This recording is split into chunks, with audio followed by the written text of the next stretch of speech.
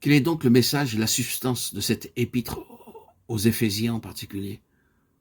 En nous tenant devant elle, nous nous trouvons confrontés à quelques-unes des plus grandes questions et à certains problèmes parmi les plus grands auxquels les hommes se sont attaqués et se trouvent encore en face dans le domaine du christianisme. Cette épître aux Éphésiens leur apporte la réponse.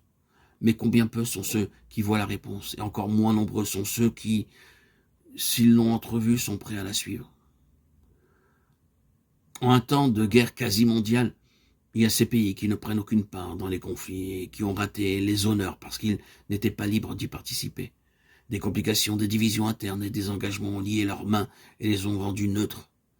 La peur, l'intérêt personnel et le défaut de reconnaître les grands intérêts moraux les a maintenus comme isolationnistes. Affirmons immédiatement que l'épître aux Éphésiens représente la plus grande crise religieuse dans l'histoire de ce monde. Elle nous dit que de l'éternité passée est sortie la révélation d'un secret que Dieu avait gardé, caché pendant tous les âges précédents. La révélation a introduit et inauguré une dispensation d'une importance et d'une signification plus grande que celle de n'importe quel âge avant elle. Elle nous informe que pour la transmission de cette révélation, Dieu a choisi, préparé et désigné un instrument d'un genre particulier, quelqu'un formé par Dieu d'une manière particulière.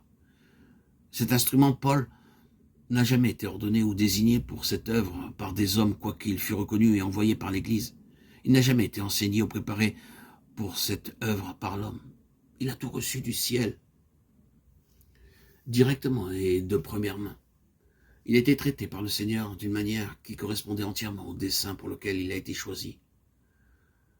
L'épître qui se trouve devant nous va au cœur d'une question qui a occupé de façon grandissante la plus sérieuse réflexion de toute la chrétienté, et qui est peut-être davantage au premier plan aujourd'hui qu'en tout autre temps.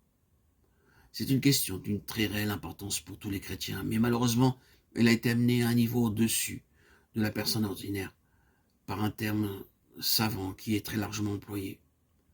Le mot ou le terme qui a été tellement utilisé depuis 1900 environ est œcuménique, un mot d'une autre langue. Bien sûr, quelque chose qui fait impression est perdu si sa simple signification, qui est universelle, est employée, et son instrument actuel est ce qui est connu comme le concile mondial. Ce concile s'applique péniblement à découvrir une solution au chaos et aux complications des divisions dans la chrétienté. Pendant des siècles, les divers groupes de la chrétienté appelés dénominations ou églises sont restés avec ténacité attachés au point de vue qu'ils tiraient chacun leur origine d'une base d'autorité scripturaire et qu'ils étaient fondés sur cette base. Chaque division a fait cette revendication et trouve sa force dans cette conviction. Maintenant, le slogan du Concile mondial ou du mouvement œcuménique est qu'il faut se débarrasser de ces divisions produites par les hommes. Pour l'une de ces grandes convocations, le sujet choisi était l'ordre de Dieu et le désordre de l'homme. Celui-ci fut par la suite changé en le désordre de l'homme et le dessein de Dieu. Mais chaque tentative pour résoudre ce problème, qu'elle soit d'ordre général ou même restreinte ou évangélique, rencontre des difficultés insolubles. Et le seul recours est d'être tolérant ou de transiger sur des questions d'une grande importance. Ainsi, un nombre de compromis doit être introduit dans le programme pour l'unité. Le grand problème des divisions au sein du christianisme est aussi désespéré quant à le résoudre par des recours humains que les nombreux problèmes entre des races différentes. C'est donc la situation terrible que cette épître aux Éphésiens traite et à laquelle elle répond.